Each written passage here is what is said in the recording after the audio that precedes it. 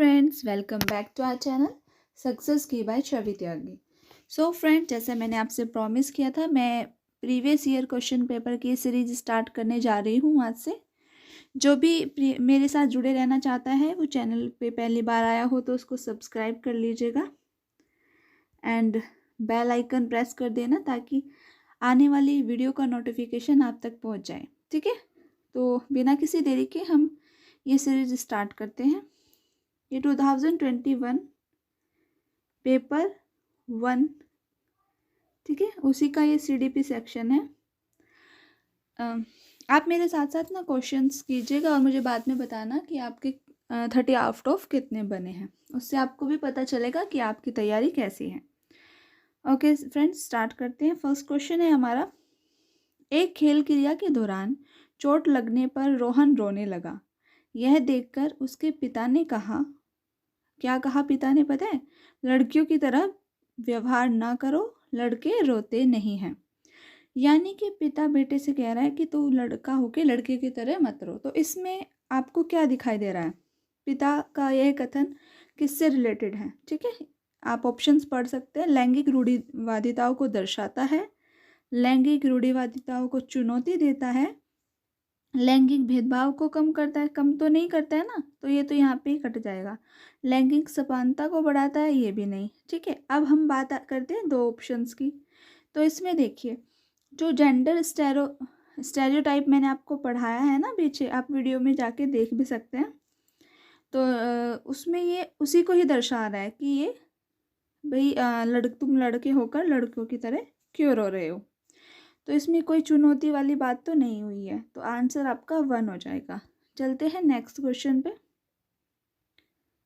एक second. Next question है हमारा, एक प्रगतिशील कक्षा में क्या करना चाहिए? ठीक है, प्रोग्रेसिव क्लासरूम कौन सा होगा? ठीक है, अध्यापक को अटल पाठ्यक्रम का पालन करना चाहिए, फिक्स्ड करिकुलम नहीं, पाठ्यक्रम के बारे में लचीला होना चाहिए ना। और मैंने आपको आज ही सुबह NCF 2005 जो आपको मैंने कराया है उसको डिस्क्रिप्शन में लिंक है, उसको जाके कर लीजिएगा, वो बहुत आपके लिए यूज़फुल होगा। विद्यार्थियों में, नेक्स्ट ऑप्शन है, विद्यार्थियों में प्रतिस्पर्धा पर बल नहीं, प्रतिस्पर्धा पर थोड़ा ना बल देंगे। ज्ञान की संरचना के लिए प्रचुर मौके प्रदान करने चाहिए। जी हाँ, इसको जो है ना, चिल्ड्रन को जो है मौके दिए जाने चाहिए अपने ज्ञान की संरचना के लिए। ये ऑप्शन बेस्ट है। नेक्स्ट ऑप्शन भी देख लेते हैं, विद्यार्थियों को उनके अकादमिक अंकों के आधार पर नहीं, उनको लेबलिंग तो हमें नहीं करनी है ना। हमने पढ़ा था ना पीछे की लेबलिंग जो होती है वो अच्छी नहीं होती है। तो ऑप्शन नंबर 3 इसका सही हो जाएगा। नेक्स्ट हम चलते हैं क्वेश्चन नंबर 3 पे। एक गतिविधि के दौरान बच्चे को संघर्ष करते देख एक अध्यापिका बच्चे को संकेत और इशारे जैसे क्या, क्यों, कैसे प्रदान करने का फैसला लेती है। लेव वाइगोत्स्की के सिद्धांत के अनुसार अध्यापिका की यह योजना क्या कहलाती है? मैंने आपको जीन पियाजे तो करा दिया है, अभी 2 कोलबर्ग और लेव वाइगोत्स्की और 1-2 जो इम्पोर्टेंट्स हैं वो भी मैं साथ साथ करा दूंगी। ठीक है, तो लेव वाइगोत्स्की क्या कहते हैं? वो इस जो अध्यापिका के थ्रू ये क्या, क्यों, कैसे का फैसला जो वो लेती है वो क्या होता है? ठीक है, वो एक तरह से बच्चे की हेल्प कर रही होती है। अब ऑप्शंस हमारे हैं, बच्चों को अधिगम के लिए अनुत्प्रेरित, निष्प्रेरित, डीमोटिवेट नहीं कर रही होती। ठीक है, ये देखो हिंदी में समझ नहीं आता तो आप इंग्लिश की हेल्प ले सकते हैं। ठीक है, अधिगम के लिए पाढ़, जी हाँ, जो वाइगोत्स्की है वो स्काफोल्ड की बात करते हैं, स्काफोल्डिंग एंड ZPD। ठीक है, इन 2 की इन्होंने बात की थी। तो ये ऑप्शन आपका सही हो जाएगा कि वो उनकी हेल्प कर रही है। पाढ़ यानी कि कहते हैं ना कि थोड़ी सी हेल्प कर रही है ताकि वो आगे निष्कर्ष तक पहुंच पाए। छात्रों में प्रत्याहार, निकास प्रवृत्तियां, अधिगम की प्रक्रिया अर्थहीन नहीं होती। ठीक है, चलते हैं नेक्स्ट क्वेश्चन पर। नेक्स्ट क्वेश्चन हमारा है क्वेश्चन नंबर 4। बच्चों के सामाजिकरण के संदर्भ में निम्न में से कौन सा कथन सही है? सही आपको बताना है। विद्यालय, फर्स्ट ऑप्शन है विद्यालय सामाजिकरण की एक द्वितीयक कारक है और परिवार सामाजिकरण का प्राथमिक कारक है। सही लग रहा है ना? हाँ, यही है। देखिए, जो परिवार होता है उसको कहते हैं ना, एक गांधी जी ने बोला था, परिवार घर बच्चे की प्रथम पाठशाला है। ठीक है, और वो सामाजिकरण का भी एक प्राथमिक कारक है। सबसे पहले बच्चा अपने माता पिता और भाई बहन के ही संपर्क में आता है ना, उसके बाद विद्यालय द्वितीयक कहलाता है। नेक्स्ट ऑप्शंस भी हम रीड कर लेते हैं एक बार। विद्यालय सामाजिकरण की एक प्राथमिक नहीं, क्योंकि परिवार है प्राथमिक, तो समकक्षी सामाजिकरण के प्राथमिक नहीं। परिवार एवं जनसंचार दोनों सामाजिकरण के द्वितीय कारक हैं, ऐसा भी नहीं है। तो ऑप्शन हमारा 1 राइट होगा। नेक्स्ट क्वेश्चन है हमारा 5th। देखिए, हार्वर्ड गार्डनर, मैंने आपको पढ़ाया था ना, बहुबुद्धि का सिद्धांत किसने दिया था? गार्डनर ने। याद रखना आप। इन्होंने 8 तरह की बुद्धियां बताई हैं जो कि बच्चों में होती हैं। अब इसके कथन किस पर जोर देता है? बुद्धि लब्धि केवल वस्तुनिष्ठ, केवल शब्द एक नेगेटिव शब्द है। ठीक है, केवल वस्तुनिष्ठ परीक्षणों द्वारा नहीं मापी जाती। एक आयाम में बुद्धिमत्ता अन्य सभी आयामों में बुद्धिमत्ता निर्धारित करती है? नहीं, ऐसा नहीं है। बुद्धिमत्ता की विभिन्न दशाएं, जैसे कि आपको नाम से लग रहा है ना, बहुबुद्धि यानी बहुत सी बुद्धियां होती हैं बच्चे में, तो विभिन्न दशाएं, ये राइट आंसर हो जाएगा आपका। आगे भी देख लेते हैं। बुद्धिमत्ता में कोई व्यक्तिगत विभिन्नताएं नहीं होती, होती हैं भाई। ठीक है, नेक्स्ट क्वेश्चन है हमारा क्वेश्चन नंबर 6। ये देखो, कोलबर्ग भी आ गए। लॉरेंस कोलबर्ग के सिद्धांत के अनुसार किसी कार्य को इसलिए करना क्योंकि दूसरे इसे स्वीकृति देते हैं। ठीक है, यानी कि किसी के सामने अच्छा बनना। ठीक है, अब आपको मैं एक बात बताती हूँ। जो लॉरेंस कोलबर्ग थे, उन्होंने 3 स्टेजेस दी हैं, जो है आपकी सबसे पहले प्री कन्वेंशनल, कन्वेंशनल और पोस्ट कन्वेंशनल। फॉर्मल की तो बात ही नहीं है, तो इसको तो यहीं पे काट दीजिए। हिंदी में बोलते हैं प्रथापूर्व, प्रथागत, उत्तर प्रथागत। आपको इंग्लिश में ज़्यादा सही लग रहा होगा, इसमें ही याद कर लेना, इसमें नेम चेंज हो जाते हैं हिंदी में। ठीक है, तो इसमें हर स्टेज में 2 पार्ट्स हैं। ठीक है, तो जो अच्छा बच्चा बनने वाली बात कही गई है वो कही गई है सेकंड स्टेज में, जो कि है कन्वेंशनल। ठीक है, मैं इसको डिटेल में आपको पढ़ाऊंगी, आप मेरे साथ बने रहना और चैनल को सब्सक्राइब कर देना, ताकि जैसे ही मैं वीडियो डालूं तो आप तक नोटिफिकेशन पहुंच जाए। नेक्स्ट है हमारा क्वेश्चन नंबर 7। क्वेश्चन नंबर 7 क्या कहता है? लेव वाइगोत्स्की का सामाजिक सांस्कृतिक परिप्रेक्ष्य, यानी कि लेव वाइगोत्स्की, दोबारा से इसी क्वेश्चन में दूसरी क्वेश्चन है ये, जो लेव वाइगोत्स्की से है। ठीक है, अधिगम प्रक्रिया में किस पर महत्व देता है? मैं आपको एक मंत्र बताती हूँ। ठीक है, वाइगोत्स्की जो है ना, वो SCL आप याद कर लीजिएगा। S for social, C for cultural, ठीक है, L फॉर लैंग्वेज। ठीक है ना, अब ये 3 चीज़ें जहाँ दिख जाएंगी वहीं पे आप टिक कर दीजिएगा। अब देखिए, इसका ऑप्शन पढ़िए, सांस्कृतिक उपकरण यानी कल्चरल टूल, पहला ही सही है। गुणारोपण, अभिप्रेरणा, संतुलीकरण। अब लेव वाइगोत्स्की जो आते हैं ना, वो सामाजिक और संस्कृति की बात करते हैं और भाषा को उन्होंने महत्व दिया है। और यहाँ पे आपके क्वेश्चन में भी लिखा है सामाजिक सांस्कृतिक परिप्रेक्ष्य। अधिगम प्रक्रिया में किस पर महत्व देते हैं? सांस्कृतिक उपकरणों पर।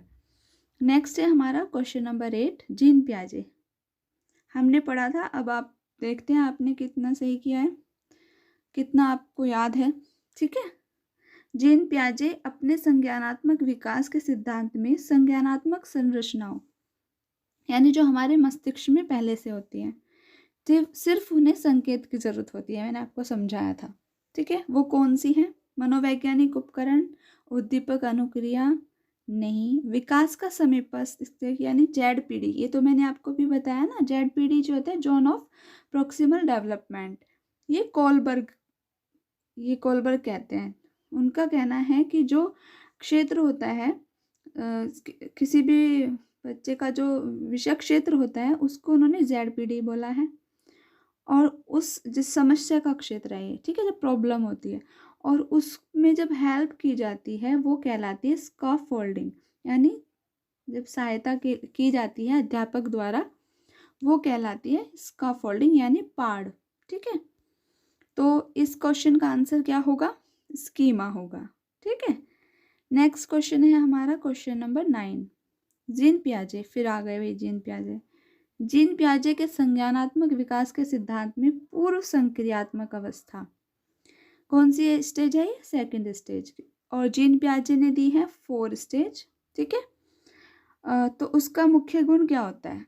अब मैंने आपको अच्छे से पढ़ाया था, अगर आपने अच्छे से वीडियो देखी होगी तो आप इस क्वेश्चन का आंसर कर पाएंगे। फर्स्ट है अमूर्त सोच का विकास।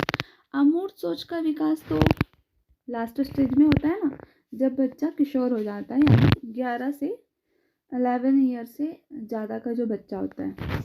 सेकंड है विचार सोच में केंद्रीकरण, हाँ भाई ये हो सकता है। थर्ड है परिकल्पित निगमनात्मक सोच यानी हाइपोथेटिक भी लास्ट स्टेज में होती है।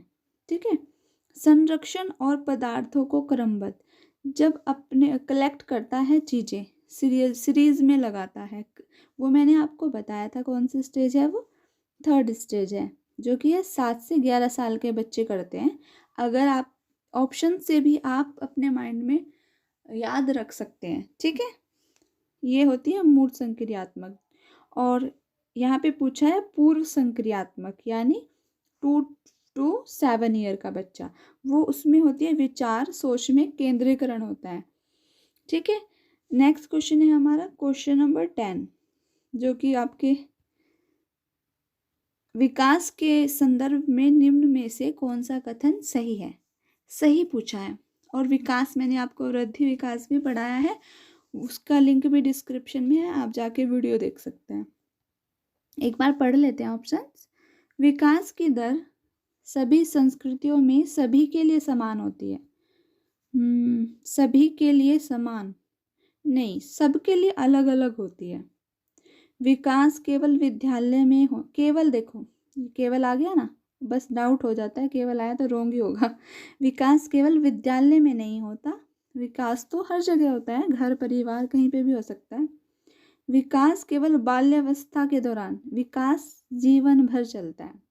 हाँ, उसकी जो गति है वो कम और ज़्यादा होती है स्टेजेस में। ठीक है, विकास बहुआयामी होता है, ये बात सही है। Next question number 11। आप भी अपने जो भी आप जितने आपके सही हो रहे हैं मुझे कमेंट बॉक्स में ज़रूर बताना। ठीक है, नेक्स्ट है हमारा जन्म से किशोरावस्था तक बच्चों में विकास किस क्रम में होता है? ये पियाजे की थ्योरी अगर आपने अच्छे से पढ़ी, ये फिर वहाँ से भी ये क्वेश्चन हो जाएगा। यानी कि सांवेदिक यानी सेंसरी, कॉन्क्रीट और एब्स्ट्रैक्ट यानी अमूर्त। देखिए, सबसे पहले सेंसरी होता है ना, सांवेदिक होता है, फिर मूर्त होता है, फिर अमूर्त पे जाता है। नेक्स्ट पे तो शुरू में ही अमूर्त कर दिया तो ये गलत हो जाएगा, ये भी सब रॉन्ग है। राइट आंसर है 1। नेक्स्ट है क्वेश्चन नंबर 12। क्वेश्चन नंबर 12 क्या कहता है? एक प्रगतिशील यानी प्रोग्रेसिव क्लासरूम की बात हो रही है। कक्षा में व्यक्तिगत इंडिविजुअल डिफरेंसेस, व्यक्तिगत विभिन्नता को किस प्रकार देखा जाना चाहिए? कैसे देखा जाना चाहिए? अध्यापक के द्वारा। ठीक है, ऑप्शंस रीड करते हैं एक बार। अधिगम की प्रक्रिया में बाधा, अगर आपकी क्लास में अलग अलग तरह के बच्चे हैं, वो बाधा नहीं, उनसे कुछ सीखने को मिलता है, तो ये ऑप्शन गलत है। अध्यापक के पक्ष पर असफलता नहीं। योग्यता आधारित समूह योग्यता के आधार पर कभी लेबलिंग नहीं करनी चाहिए। ठीक है, अध्यापन अधिगम प्रक्रिया की परियोजना के लिए महत्वपूर्ण होते हैं क्योंकि उनसे कुछ ना कुछ सीखने को मिलता है। ठीक है, नेक्स्ट क्वेश्चन है हमारा क्वेश्चन नंबर 13। एक समावेशी कक्षा। समावेशी कक्षा में किस पर जोर दिया जाना चाहिए? प्रदर्शन अभिमुखी लक्ष्यों पर, अविभेदी समरूपी निर्देश, सामाजिक पहचान के आधार पर छात्र को अलग तो नहीं करेंगे ना, हर बच्चे के सामर्थ्य को अधिकतम करने के लिए अवसर। देखो यहाँ पे बच्चे को मैंने आपको बताया ना, बच्चे ही महत्वपूर्ण है, बच्चे को इम्पोर्टेंस, अवसर प्रदान करो उसको, ठीक है। तो यही इसका राइट ऑप्शन हो जाएगा। नेक्स्ट है दिव्यांगजन, यानी कि जो डिसेबिलिटी होती है ना, उसके रिगार्डिंग है ये दिव्यांगजन अधिकार अधिनियम 2016। इसके अनुसार निम्नलिखित में से किस शब्दावली का प्रयोग उपयुक्त है? कुछ क्वेश्चंस हमेशा आपको नए देखने को मिलेंगे और उसको आपको स्मार्ट वे में सॉल्व करना है, ठीक है। आपको वहाँ पर भी यही रहना है कि ये नहीं है कि आपका कुछ भी लगा देंगे, थोड़ा सा उस पर भी सोच विचार करेंगे। अब देखिए इसमें लिखा है दिव्यांगजन यानी डिसेबिलिटी से रिगार्डिंग है, और ऑप्शंस पढ़िए। मंदित छात्र तो नहीं हो सकता ना, विकलांग, इस पर आप थोड़ा सा कर सकते हैं, विकलांग, ठीक है। छात्र जिसे शारीरिक दिव्यांगता, अब देखिए छात्र जिसका अशक्त शरीर नहीं, मंद, और ये तो कट गया। अब इसमें देखिए दिव्यांगजन अधिकार अधिनियम, तो आप ऑप्शन कर सकते हैं, ऑप्शन नंबर 3 से ही हो जाएगा, छात्र जिसे शारीरिक दिव्यांगता है, ठीक है। नेक्स्ट क्वेश्चन है हमारा क्वेश्चन नंबर 15। क्वेश्चन नंबर 15 है अधिगम कठिनाइयों से जूझते छात्रों की ज़रूरतों को संबोधित करने के लिए एक अध्यापक को क्या नहीं करना चाहिए? नहीं जरूर पढ़ लेना आप, वरना एक काम खराब कर देता है। नहीं, क्या नहीं करना चाहिए जब बच्चों को प्रॉब्लम्स आ रही, दृश्य श्रव्य सामग्री का इस्तेमाल करना चाहिए, ठीक है। ऐसा नहीं करना चाहिए पूछा है आपसे तो ये ऑप्शन नहीं होगा। संरचनात्मक शिक्षाशास्त्रीय उपागमों का इस्तेमाल करना चाहिए भाई। व्यक्तिगत शैक्षिक योजना बनाना, शैक्षिक योजना भी बनानी चाहिए, यानी ये ऑप्शन भी सही नहीं होगा। शिक्षा शास्त्र और आकलन की जटिल संरचनाओं का, जटिल रिजिड नहीं, जटिल संरचनाओं को नहीं, सुगम का प्रयोग करना चाहिए। तो यही ऑप्शन होगा कि क्या नहीं होगा। नेक्स्ट क्वेश्चन है हमारा क्वेश्चन नंबर 16। संरचनात्मक की पहचान का प्रमुख लक्षण, सृजनात्मक यानी क्रिएटिविटी कहाँ कब होगी? मैंने आपको चिंतन पढ़ाया था, थिंकिंग, उस अगर आपने अच्छे से कराया तो क्वेश्चन आपका 100% सोल्व हो जाएगा। तो सृजनात्मकता का सीधी सी बात है, डाइवर्जेंट थिंकिंग जो होती है, अपसारी चिंतन, यही इसका लक्षण है कि जहाँ पे बच्चा एक से ज़्यादा सॉल्यूशन करता है, ठीक है। एक से कहते हैं ना, बच्चा के अंदर जो होती है थिंकिंग, जब कोई प्रॉब्लम आती है तो उसके सॉल्यूशन के लिए अधिक से ज़्यादा प्रयास करता है, ठीक है। नेक्स्ट है आपका 17, क्वेश्चन नंबर 17। ये कहता है विविध पृष्ठभूमियों के अधिगमकर्ताओं को संबोधित करने के लिए अध्यापक को क्या करना चाहिए? विविधता संबंधी मुद्दों पर बातचीत टालनी तो नहीं चाहिए। विविध संन्यासों में उदाहरण लेने चाहिए, देखते हैं अभी। सभी के लिए मानकीकृत आंकड़ों का इस्तेमाल, ऐसे कथनों का इस्तेमाल करना चाहिए जो नकारात्मक रूढ़िवादी धारणाओं को मजबूत करें, नहीं। तो इसमें क्या होना चाहिए कि एग्जाम्पल्स लेने चाहिए विविध विन्यासों से। नेक्स्ट क्वेश्चन है क्वेश्चन नंबर 18। क्वेश्चन नंबर 18 है समस्या समाधान अक्षमताओं को किस प्रकार सुसाध्य किया जा सकता है? जो समस्या समाधान क्षमताएं होती हैं, एबिलिटीज होती हैं, उनको कैसे प्रॉब्लम सॉल्विंग की जा सकती है? लगातार अभ्यास और कार्य नहीं, ड्रिल और प्रैक्टिस जहाँ पे भी होगा ना, वहाँ पे आप कांटा लगा देना। समस्याओं के हल हेतु अटल, देखिए ये भी नेगेटिव वर्ड है, रिजिड। समरूपों के इस्तेमाल को बढ़ावा देकर विद्यार्थियों में डर की भावना नहीं करेंगे, समरूपों को एनकरेजिंग करेंगे, एनकरेजिंग यूज ऑफ एनालॉजीज, ठीक है। नेक्स्ट क्वेश्चन है हमारा क्वेश्चन नंबर 19। अधिगम की अभिप्रेरणा को किस प्रकार कायम रखा जा सकता है? मोटिवेशन, ठीक है। बच्चे को दंड देकर, प्रवीणता अभिमुखी लक्षणों पर जोर देकर। देखते हैं, बच्चों को बहुत आसान, ये गलत हो गया ना, देखो वेरी इजी टास्क क्यों देंगे हम, ऐसा नहीं है, हार्ड भी नहीं देंगे और वह इतने भी इजी नहीं देंगे। यंत्रवाद जो होता है ना, रोट, देखिए रोट मैंने आपको बताया था, यहाँ पे भी रट्टाफिकेशन की बात आएगी, वो रोंग होगा। तो इसका आंसर हो जाएगा प्रवीणता अभिमुखी लक्ष्यों पर जोर देकर, ठीक है। नेक्स्ट क्वेश्चन है 20, शर्मिंदगी, शेम, क्या होता है इससे? का ज्ञान से कोई संबंध नहीं होता है। का संज्ञान पर नकारात्मक प्रभाव पड़ सकता है, एक मिनट इसको होल्ड करेंगे।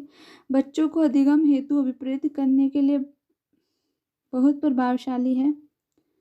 के भाव को अध्यापन अधिगम की प्रक्रिया में बारंबार पैदा नहीं करना चाहिए।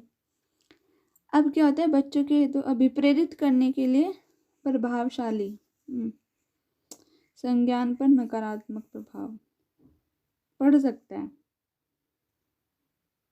प्रभावशाली तो नहीं होगा ना, तो ये क्या होगा, इसका संज्ञान पर नकारात्मक प्रभाव पड़ सकता है। यानी अगर बच्चा शर्मिंदगी महसूस कर रहा है तो वो आगे क्वेश्चन नहीं पूछेगा और उसके संज्ञान पर नकारात्मक प्रभाव पड़ेगा। यही है इसका आंसर, ठीक है। ये ऑफिशियल आंसर की जो है उससे ही मैं आंसर बता रही हूँ, उसके अकॉर्डिंग आंसर्स हैं ये। आंसर आपका कोई गलत नहीं होगा। अगर कोई डाउट होता है तो आप कमेंट कर सकते हैं। क्वेश्चन नंबर 21, निम्न में से अध्यापन अधिगम का सबसे प्रभावशाली माध्यम कौन सा है? क्वेश्चन ऑप्शन नंबर फर्स्ट है विषय वस्तु को यंत्रवाद याद करना, रोट मेमोराइजेशन जो कि एक निगेटिव वर्ड है, संकल्पनाओं के बीच संबंध खोजना। इसमें प्रभावशाली पूछा है ना, चलो देखते हैं। संकल्प बिना विश्लेषण के अवलोकन नहीं, अनुकलन नकल को दोहराना, तो ऑप्शन नंबर क्या होगा आपका? सेकंड ठीक हो जाएगा, ठीक है। Option number second is right. आगे है क्वेश्चन नंबर 22, एक अध्यापिका को दिए गए किसी कार्यकलाप में छात्रों की विभिन्न त्रुटियों का विश्लेषण करना चाहिए, क्यों करना चाहिए गलतियों का विश्लेषण? मैंने बोला था ना, गलतियां जो होती हैं वो भी इम्पोर्टेंट होती हैं लर्निंग में। क्या होता है, इस क्यों करना चाहिए विश्लेषण? इसके आधार पर वह दंड की मात्रा, दंड तो बिल्कुल भी नहीं देना चाहिए, त्रुटियों की समझ अध्यापन अधिगम प्रक्रिया के लिए अर्थपूर्ण है। ओके, होल्ड करते हैं। इसके आधार पर वह ज़्यादा त्रुटियां करने वाले छात्रों को दूसरों से अलग नहीं करना है। अधिगम केवल त्रुटियों के शोधन पर नहीं, तो ऑप्शन नंबर सेकंड ठीक हो जाएगा। त्रुटियों की समझ अध्यापन अधिगम प्रक्रिया के लिए अर्थपूर्ण होती है। जब बच्चा गलती करेगा तभी तो उसे सॉल्यूशन भी तो तभी मिलेगा ना उसको। आते हैं हम क्वेश्चन नंबर 23 पर। 23 है बच्चों को सीखने में कठिनाई होती है, कब होती है? सूचना अलग अलग टुकड़ों में प्रस्तुत की जाए, अलग अलग टुकड़ों में नहीं होनी चाहिए ना सूचना, उसका कोई मीनिंग नहीं रह जाएगा। फिर वो आंतरिक रूप से अभिप्रेरित हो, ये तो इसमें देखो पूछा गया बच्चों को सीखने में कठिनाई कब होती है? अधिगम सामाजिक संदर्भ में हो तब तो नहीं होती है, ये तो पॉजिटिव है। विषय वस्तु को बहुरूपों में प्रस्तुत करेंगे तो भी उसके लिए हेल्पफुल होगा, कठिनाई थोड़ी ना होगी। आंतरिक अभिप्रेत होगा तब भी कठिनाई नहीं होगी, तो आंसर फर्स्ट हो जाएगा कि टुकड़ों में, अलग अलग टुकड़ों में जब प्रस्तुत की जाएगी सूचना तब, ठीक है। नेक्स्ट है हमारा क्वेश्चन नंबर 24, अधिगम की सर्वोत्तम अवस्था कौन सी है बताएं आप मुझे? उच्च उत्तेजना, उच्च भय नहीं होना चाहिए ना, निम्न उत्तेजना, भय तो होना ही नहीं चाहिए, ठीक है। सर्व अधिगम लर्निंग में सबसे बेस्ट क्या होगा? भय थोड़ी ना होगा। संतुलित उत्तेजना, वेरी गुड, संतुलित उत्तेजना, कोई भय नहीं, यही इसका आंसर होगा, ऑप्शन नंबर 3। क्वेश्चन नंबर 25 है अधिगम का संरचनात्मक विचार यह सुझाव देता है कि ज्ञान की संरचना में क्रिएटिविटी की बात हो रही है। बच्चों की कोई भूमिका नहीं होती, बच्चों की ही तो भूमिका होती है। बच्चे पूर्ण रूप से वयस्कों पर निर्भर रहते हैं, भी गलत है। बच्चे सक्रिय भूमिका निभाते हैं। देखा, आज ही पढ़ाया था ना मैंने आपको, उसी से कितने सारे क्वेश्चन आ गए हैं। तो NCF 2005 जो मैंने कराया है, डिस्क्रिप्शन में लिंक है, उसको जाकर ज़रूर देख लें। बच्चे पूर्ण रूप से पाठ्यक्रम पर निर्भर रहते हैं, ये भी गलत है। Okay, question number 26। अधिगम के लिए निम्न में से कौन सी धारणा उपयुक्त है? योग्यता सुसाध्य है, योजना अटल है, योग्यता अटल है, प्रयासों से कोई फर्क नहीं पड़ता, असफलता अनियंत्रित है, नहीं सुसाध्य है, एबिलिटी इज इम्प्रूवेबल, ठीक है, इम्प्रूव किया जा सकता है, फिक्स्ड नहीं होती। देखो ये निगेटिव, मेरे को यहाँ पे हिंदी में समझ नहीं आता है अटल, तो फिक्स्ड, एबिलिटी इज फिक्स्ड, ऐसा नहीं है। Question number 27। क्वेश्चन नंबर 27 है, निम्न में से कोई सी परिपाटी विद्यार्थियों में संकलनात्मक समझ में बढ़ोतरी करने में सहायक है? तो हेल्पफुल क्या होता है बच्चे के लिए? प्रतिस्पर्धा आधारित प्रतिस्पर्धाएं, नहीं, ये नहीं होगा। पाठ्य पुस्तक केंद्रित, ये तो नहीं होगा बिल्कुल भी। मैंने आज NCF जो पढ़ाया ना, वो सच में बहुत ज़्यादा इम्पोर्टेंट है, वो क्वेश्चन से आप भी देख पा रहे होंगे।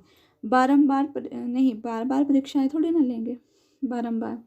अन्वेषण और संवाद, बच्चों को जो है अन्वेषण और संवाद के अवसर प्रदान किए जाने चाहिए। नेक्स्ट है हमारा 28। एक कार्य के दौरान सायना स्वयं से बात करिए, खुद से बात करिए, ठीक है। वह कार्य किस प्रकार प्रगति कर सकती है? लेव वाइगोत्स्की भाषा और चिंतन सोच के बारे में दिए गए विचारों में किस तरह का व्यक्तिगत वाक को दर्शाता है? यानी जैसे आप खुद से बात करते होंगे कि मेरा सीटेट का एग्ज़ाम है, मैं कैसे करूँगी, क्या स्ट्रेटेजी है आपकी, आप डिस्कस करते हैं खुद से। तो क्वेश्चन पूछा गया है कि लेव वाइगोत्स्की के अकॉर्डिंग यह जो वार्तालाप है जो खुद से करने की, वो क्या है? संज्ञानात्मक तो नहीं है, स्वयं क्या है, सेल्फ रेगुलेशन यानी स्वयं नियमन, ठीक है, यस, स्वनियमन है।